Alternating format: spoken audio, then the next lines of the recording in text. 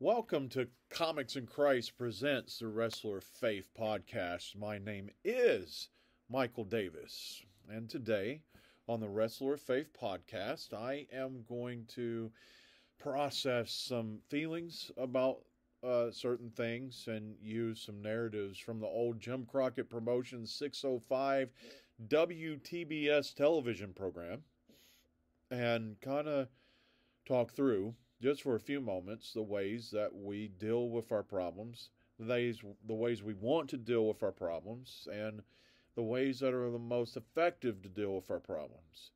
So, a lot of this and that through all that narrative, but I want us to think for a moment for those of us that grew up, started watching wrestling around 84, 85, every Saturday night at 6:05 on WTBS television nationwide through the Superstation. We had the opportunity to watch World Championship Wrestling, not WCW the promotion, but the television program, World Championship Wrestling, and we got to see the top stars of the National Wrestling Alliance, sponsored by Jim Crockett Promotions. We got to see such people as the Rock and Roll Express, the Midnight Express, the Four Horsemen, all of these great NWA wrestlers. We had the opportunity to be entertained for an hour and a half, 2 hours every Saturday night as we got to see short matches and a bushel of promos. There's something that stirred in my mind this week, and there were different ways that, especially, and I can use two images from the Jim Crockett 80s to narrate these things. There were squash matches that existed, and there were matches that took time, that paced themselves, that tried to tell a long-term story within the match itself, because it was a match structure that existed in a long-term storyline. So today we're going to talk about squash matches, championship matches. We might even get into some short-term storytelling and long-term storytelling. But as we weigh through all of this, I want us to think about the ways we tackle our problems. Some of our problems we want to have as a squash match. We just want to go in, take care of it, and have it done. If you think back to this time period of 605 wrestling, you think about the images of every time that someone had to suffer in a match against the Road Warriors. Hawk and Animal would come storming into the ring, bulldoze them over, and a minute, at if we were lucky, almost a minute and a half of a match, the Road Warriors would be done. They would go in, they would trample over, they would destroy the individuals they were in the ring with, having squash match after squash match that built the Road Warriors up as these indestructible monsters who could handle any problem, and thus we saw these monsters as individuals that could come into situations and even the playing field. I want to start out with kind of sharing a positive side of this squash match, even though in a few minutes I'm going to flip the pages. But there was a positive side of having the Road Warriors come out, having Bruiser Brody come out on WCCW television and not sell moves, having Abdullah the Butcher come out on Worldwide Wrestling and just squash the opponents. It created this image of these monsters that we were either supposed to be afraid of, or these monsters who could even the playing field and come in and balance everything out and help our heroes overcome situations. When we have individuals in our lives that we can entrust our needs and our concerns to, we have individuals that we can turn to when we need an immediate response for something that is burdening our souls.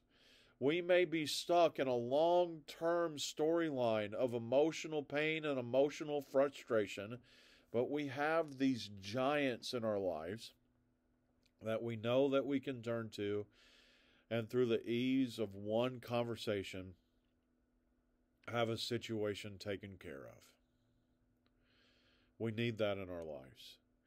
The NWA Wrestling itself needed these monsters. Again, when you had these monsters that ran to the ring, that trampled over opponents, much like the babyface Road Warriors, they were the ones who would come in to even out the problems. Or in cases like Abdullah the Butcher or Kevin Sullivan and Ivan Koloff used to have these squash matches on WTBS that they would just tie people in knots and leave them left laying in the ring. Wrestling needed to build up the monsters so that the heroes would have someone to fight. Every time that we go through a situation, every time we deal with the monsters in our living, we grow. And again, I have to preface every time I say something like that, I do not believe that God makes bad things happen to make us grow. I do not believe that God makes bad things happen to make us grow.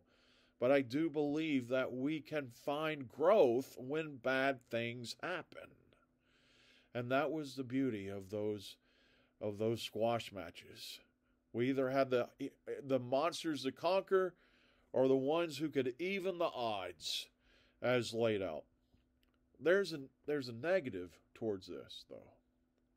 Sometimes when that we are dealing with situations in our lives, situations that we want to just have a squash match with and get it out of the way, sometimes we get things out of the way too quickly. And again, before I say this, I do not believe that God makes bad things happen so that we'll grow, but I do believe that we can grow when bad things happen. And sometimes I fear, especially within myself, that I just want to have the squash match and get a problem done and out of the way before I have the opportunity to actually see the fruitful growth that can come from an issue. So let's talk about the drawn-out matches, the matches that made you see that there were these skilled technicians who could come in and really be involved in matches. And in some cases, and specifically as narrated in previous episodes of the Wrestler of Faith podcast, there were even matches on WTVS television that required the long-term drawing out of a match to take place so that the individual may not have won the match, but they walked away complete and whole from the battle. I think the greatest example of how WTBS World Championship Wrestling 605 Wrestling used the narrative of the necessity of a long-term match, not just the necessity of having a monster come into the ring and eliminate an issue in the moment, was their usage of the NWA World Television title in the time period in which Tully Blanchard held the belt. Tully Blanchard's motto as he spent time as the NWA World Television Champion was this motto that I don't have to beat you. You have to beat me. The only thing that I have to do is outlast your challenge. There was a narrative that existed within the NWA World Television title. And it's a narrative that has lasted throughout the years of professional wrestling. It's the concept of the champion's advantage. And the concept of the champion's advantage is this. If a match ends in a disqualification, if the champion loses in disqualification, the champion doesn't lose the belt. If a match goes to the time limit, there's no scorecards. There's no ringside judges to make a decision. If you don't pin or make the champion submit within the time limit, the champion leaves with the championship. Now, the beauty of the NWA television title is because it was a televised match, it was a title built and molded to be defended on every show, every week. So, you couldn't have an hour-long time limit like you had for the World Heavyweight title. You couldn't have a 45-minute time limit like you had for the United States title. In most cases, the NWA television title match was anywhere between 10 to 15 minutes. So, Tully Blanchard, the only thing that Tully Blanchard had to do is to go in the ring and not get pinned and not give up for 10 minutes. I want us to think about that. It's this idea of being perseverant through a situation. It's this idea of not like the squash matches, wanting to have things just ripped away and taken away immediately, or just go out and pound out an issue and just get it gone. There is a blessing in the reality of going through a situation. There is a blessing, even though we may not acknowledge it in the moment, of what it means to go through the valley of the shadow of death so that we can reach the other side to the table that's set beside still waters. Again, I do not believe that God makes bad things happen for us to grow. I do not believe that God makes bad things happen for us to grow. And I believe that we can grow when bad things happen. As we look at that narrative of journeying through the valley of the shadow of death that's shared in Psalm 23, well, look at the narrative that was held by Tully Blanchard in his time period as the NWA World Television Champion. And Tully Blanchard said, I don't need to beat you. I just need to outlast you. I want us to think about the issues in our lives. And I have begun this practice in my life, and I've been able to set aside a lot of things. Those of you that know me personally may not believe that statement, but I have. I have been able to set aside a lot of things because I began to ask myself a question. Will this issue matter 5 years from now? If it's a yes, it's something that I go after and I fight and I stomp, much like the Road Warriors in a squash match. We want to make something that will have a long-term negative effect, not be able to plant its roots. But if it's truly something that just will not matter 5 years from now, a insignificant dispute, hurt feelings that are put on me by another person, my own hurt feelings. If we can work through and process things, those things won't matter 5 years from now if we work through them and process them properly. And sometimes, like in the imagery of these Tully Blanchard wrestling matches, we just need to outlast it and go through the journey. We need to walk through the valley of the shadow of death and get to the table that's set beside still waters so that we can just persevere and we don't let the problems beat us. And we don't try to beat the problems. We just try to outlast them. There's benefits in that. There's strength that comes from that. I think about my own educational journey, and at times I think about my educational journey that was something that I was able to persevere through and outlast. And I see a very significant difference in me at the age of 46 than I saw in my age at 16. Growth and perseverance and strength that has come by persevering through the journey. Not making life a squash match and giving up on things when I felt that I had no other choice but to give up on things. But to persevere through the valley of shadow death, to have 4 pieces of paper on my wall that required study, work, and effort to get through. And to be able to sit here as a leader, far different than that 16-year-old. evidently still talking about some of the things I liked when I was 16 years old as I sit here and use the narrative of professional wrestling in this conversation. But yet, with the knowledge and experience that it has taken by going through and persevering through different valleys of the shadow of death, and though I walk through the shadow of the valley of death, I will fear no evil, for thy rod and thy staff, they comfort me. See, there's a blessed assurance that exists within persevering through the issues and not having the squash matches to just rip away things that I needed to just step away from, but finding the growth in it. See, even Tully Blanchard had J.J. Dillon at the side, at ringside, to help him through the $1,000 challenge of just outlasting the NWA title matches.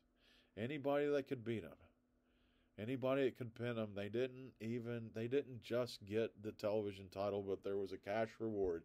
And of course, if you remember the narrative of Jim Crockett Promotions and WTBS Wrestling, of course, the person that won that cash prize was the American Dream, Dusty Rhodes.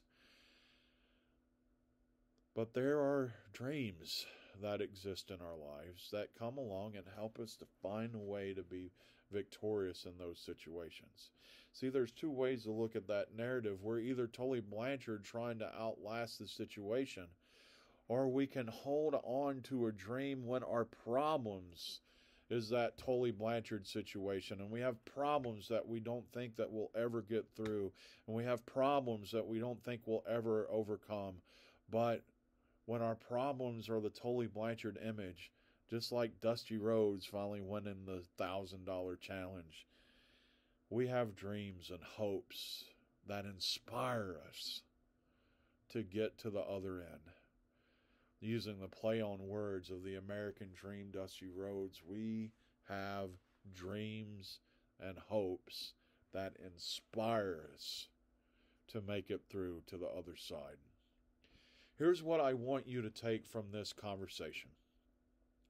I want you to know, yes, we have monsters in our lives, and some of those monsters are there to help us out.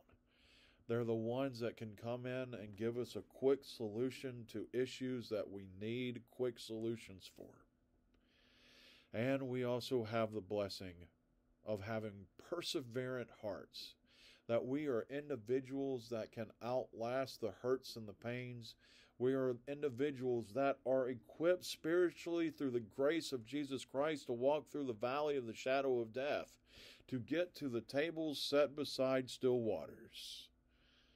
And we can either outlast our issues, or we can find the hope and inspiration to overcome them. No matter what journey we're on, remember, there's a significance in both. No matter what journey we're on, there is a significant need to look at the entire situation and process if this is the thing that's not going to last 5 years from now. So we need to nip it in the bud before the roots get in the ground. Or if we are on this fruitful journey, traveling through the valley of the shadow of death to get to the other side, where that we can celebrate growth, see ourselves in a new image created by Jesus Christ, and celebrate how working through and outlasting our needs and concerns bring hope in new ways. That is Comics in Christ presents the Wrestler of Faith podcast today. My name is Michael Davis. Have a week. This has been a presentation of DWO Podcasting.